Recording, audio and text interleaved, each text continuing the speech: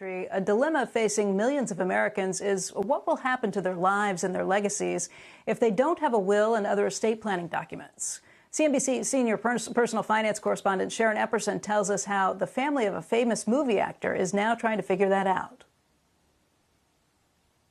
Black Panther movie star Chadwick Boseman lost his long battle with cancer 2 months ago. Now his wife must contend with courts to determine what happens to at least part of his estate. You worked your whole life to accumulate your property. You want to make sure that it goes to the people you care about. That may not happen without a will. Boseman died without one, leaving nearly $939,000 in his estate in what's known as probate, a legal process that distributes assets after death. A new survey shows the majority of Americans, 62%, don't have a will.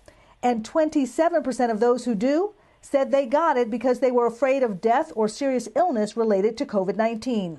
If you're critically ill, as this attorney points out, a will is not the only key document you'll need. No matter how much or how little you're worth, you all need a healthcare power of attorney, healthcare proxy, living will, durable power of attorney, and other financial directives to make sure that your wishes are carried out if you become incapacitated but don't necessarily pass away right away. Now, the cost of these documents can vary widely. Having an attorney create a comprehensive estate plan could cost several $1,000s, but you can also go online and do a basic will for less than $100. Becky?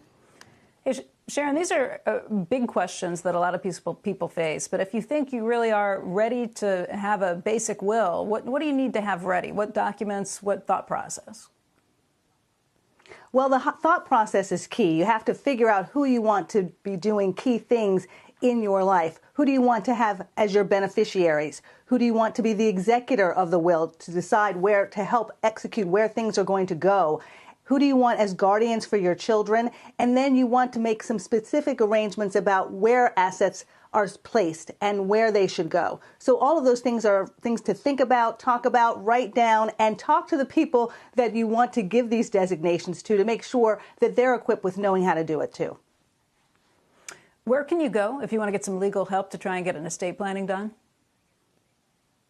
Well, the best place to go is to talk to your family, friends, colleagues, and your financial advisor and get some recommendations perhaps from them on who they may have used as an estate planning attorney. There are also a couple of organizations, traders or organizations for estate planning attorneys, like the American Council for Trust and Estate Councils, as well as looking at the National Association for Estate Planners. Those are two organizations that you can look at. But we have a lot more information about this on cnbc.com/investinYou, places that you can go. The bottom line is, Becky, you got to do it. It's such an important thing that you can actually control.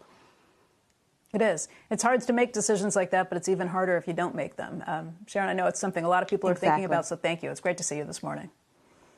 By the way, folks, we should note that NBC Universal and Comcast Ventures are both investors in Acorns. Shepard Smith here. Thanks for watching CNBC on YouTube.